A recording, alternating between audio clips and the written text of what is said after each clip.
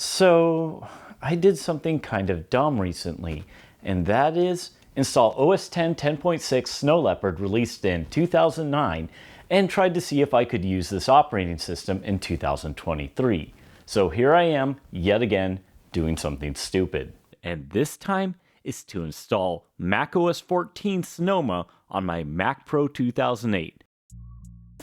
And while it's been upgraded, it is far from maxed out. This isn't a huge challenge, so I put one arbitrary limit. To perform this upgrade, I can't use another computer to assist me. I have no idea how this is going to go, and I'm going to document my entire process rather than making a how-to guide. This video has two distinct sections, so skip around with the chapters if you don't want to see me installing the OS and just me reviewing it.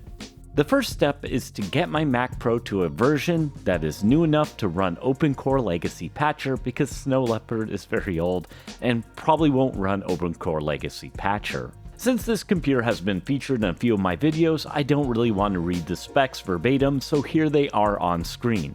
I do have to mention that it does have two GPUs. One is the ATI Radeon 2600 XT that this computer came with, and the second is the GeForce 760, which is not flashed to support the Mac EFI boot screen. The GeForce 760 is disconnected right now as it cannot support 10.6 in any capacity.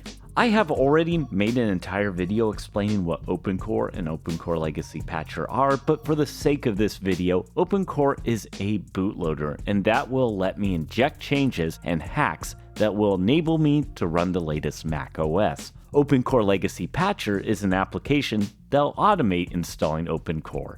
Let's get back to the 2008. The easiest operating system for me to upgrade to is 10.11 El Capitan. It's officially the last supported release for this computer. Just a fair warning, the OS X sections are going to be a bit choppy until I get to macOS because it's using the ATI Radeon 2600 XT. I really hate this fuck.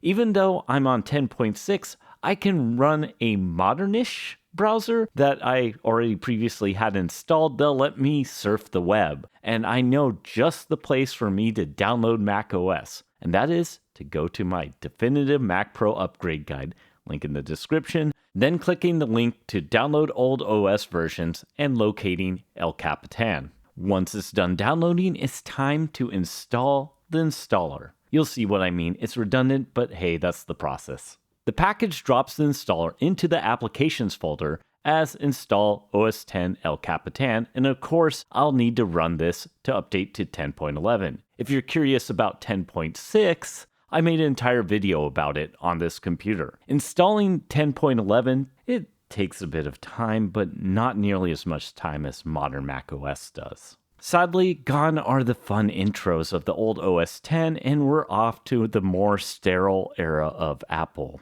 Then I hit my first bump. If you go to the OpenCore Legacy Patcher website with Safari, then try downloading the app, you'll get this wonderful, annoying loading area that will never, ever load.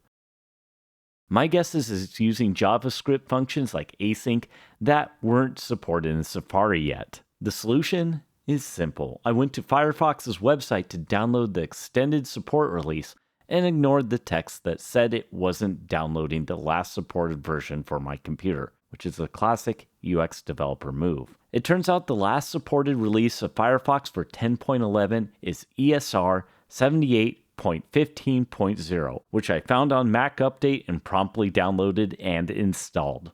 No surprises, the newer Firefox browser worked and I was able to download OCLP 1.0. I launched the installer, which brought me to the new OpenCore Legacy Patcher UI, which I have to say is much improved, so props to the OCLP team. I selected Build and Install OpenCore. It takes a second, but not very long. What OCLP does is create a OpenCore config that is tailored to your particular hardware. Then I installed OpenCore to my main volume and decided I'd test it out by booting to it. It's pro tip time, everybody. When you get to the native boot selector by holding down the option key at boot, you can control click a volume to set it permanently as your new default boot volume. Of course, I want OpenCore as my new default boot volume. OpenCore loaded and my computer boot normally. Then I hit my next snag when trying to create a OpenCore installer. OpenCore Legacy Patcher would not let me create an installer for Sonoma as 10.11 was too old. However, it would let me upgrade to Big Sur, so I jammed in a USB key and proceeded. This would have worked, except I'm an idiot. Let me explain. I couldn't figure out why the installer wasn't working. I tried 2 different USB sticks and even reformatting the drive, and it turned out I just needed to enter a password for the permissions, which was just hiding behind other windows. Great. After that snafu, it created an installer and validated it without any problems, at least ones that could be blamed on OpenCore. I totally forgot about the Radeon 2600 XT, which does not have metal graphics support required for modern macOS. The installer, of course, would not boot because I still had this piece of shit GPU connected because it was the only one I had that worked in 10.6. Once I removed it, I was able to install Big Sur. With Big Sur installed, this is probably good enough for most people, but we're not most people. We're a bunch of nerds here, so we're going to keep going. I didn't need to re-download OpenCore, I just launched it again and created an installer for macOS 14 Sonoma, reusing the same USB drive. This is a bit of a tangent. I don't think you need to install OpenCore to your USB installer after you're done creating it if you're already running OpenCore. OCLP will prompt you to do so, so I've always erred on the side of caution and it doesn't seem to hurt. The comments will most certainly have the answer. At this point, it was late and I left macOS 14 installing overnight. The next day, it was not installed and there was an error. When I rebooted, I had the option to boot off my SSD, and thankfully, it continued installing, and after several reboots, finally success. Part 2, Sonoma on the Mac Pro 2008.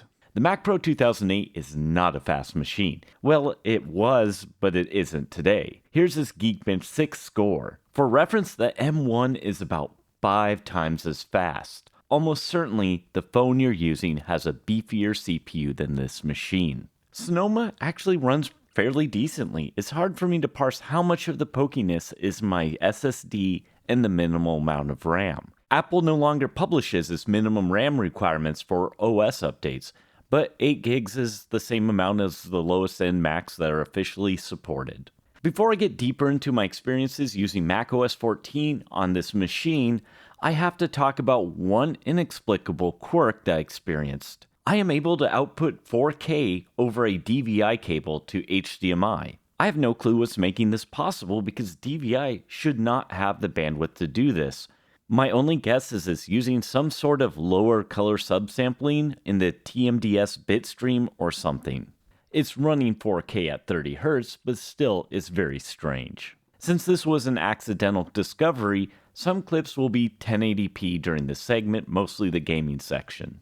I apologize, but I just didn't know this was feasible. The Mac Pro 2008 is certainly usable. I'm able to surf the modern web and play back YouTube at 4K.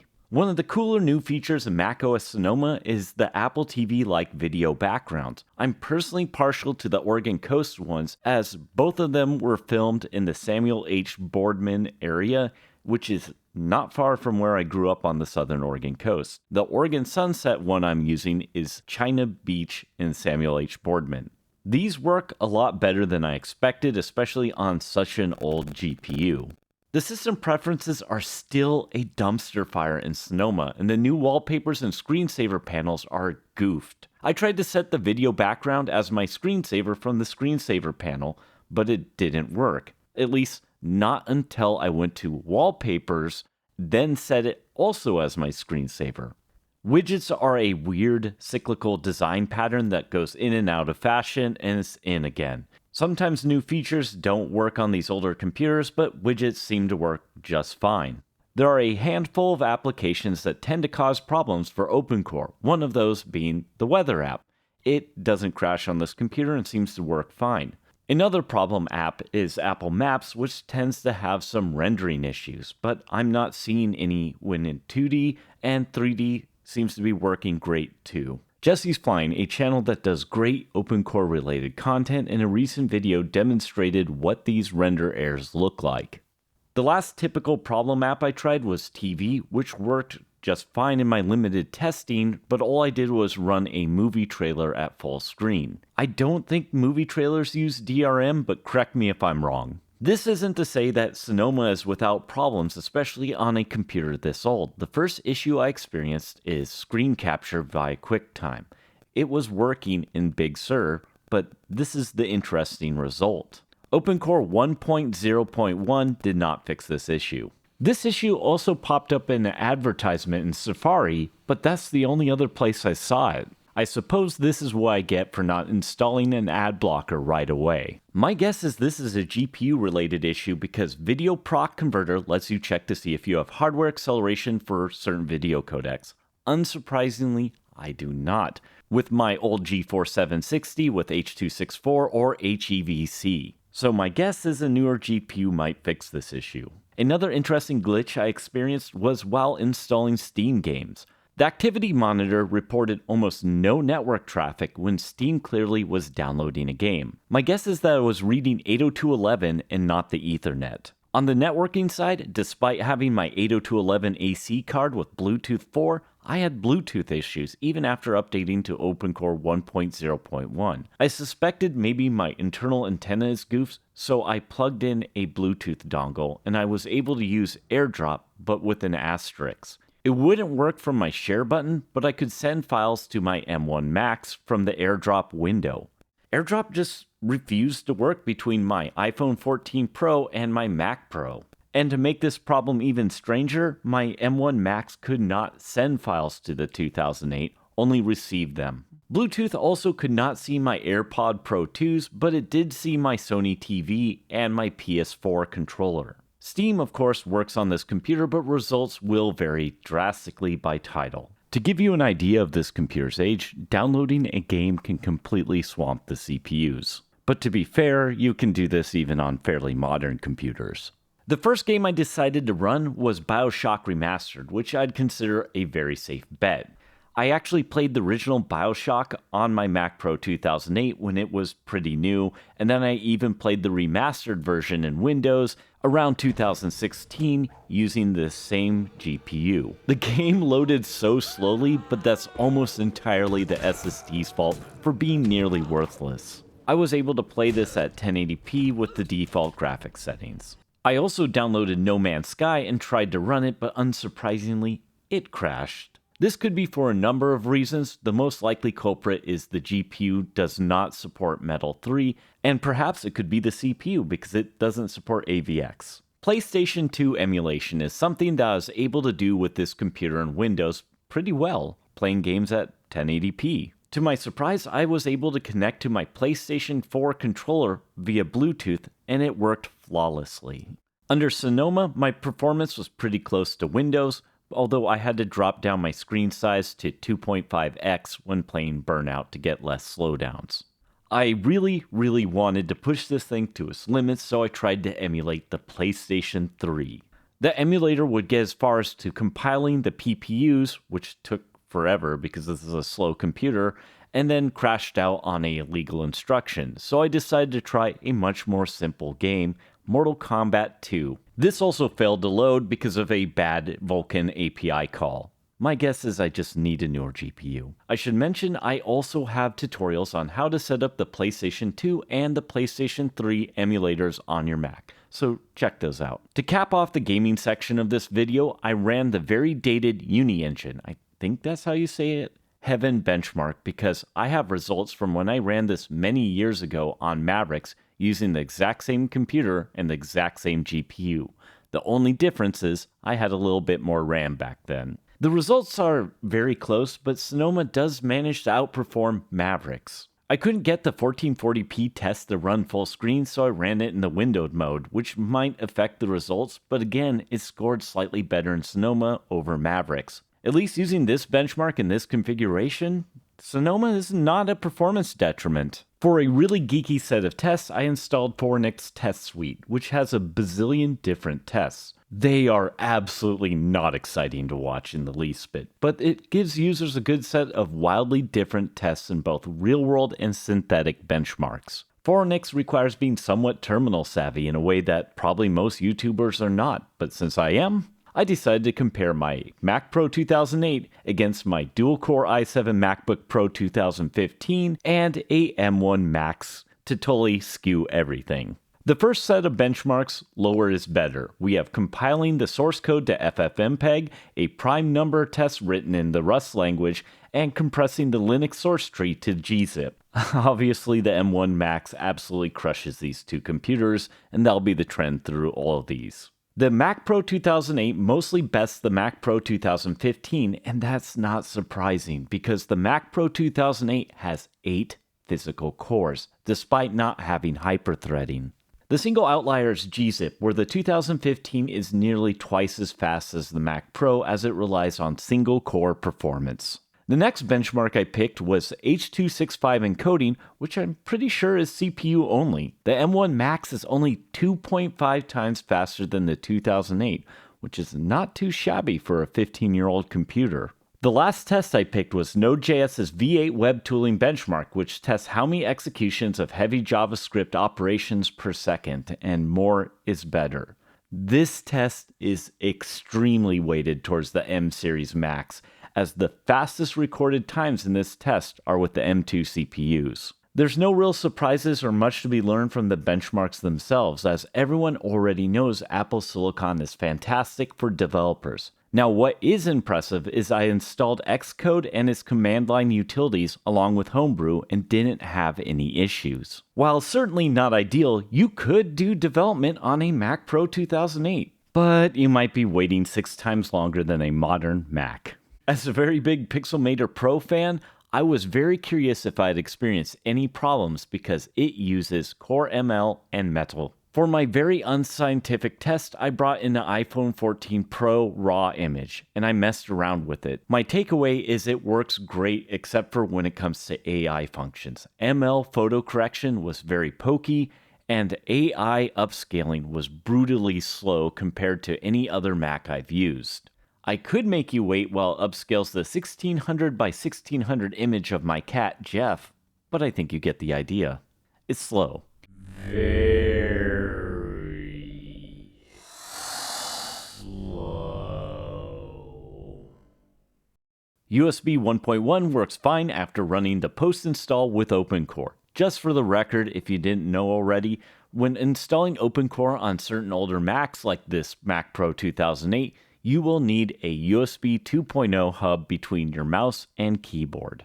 Also, while speaking of USB, my generic USB 3.1 card with USBc worked too. I plugged in an encrypted Samsung T7 and it mounted without problems. I didn't plan to test Apple's compressor, but seeing as I had issues with video playback, I figured it'd be a good idea to do so. The preview area would display the same kind of visual glitches as I had seen before, except it was limited to H.264. I tested encoding this video to 720p, 1080p in H.264, HEVC, and ProRes. These visual glitches did not seem to be part of the actual encoding process. Then I decided to try Apple Motion and created a very simple animation of a 2008 Mac Pro with bats. This worked just fine even with my very old GPU. That is until I tried to export the video.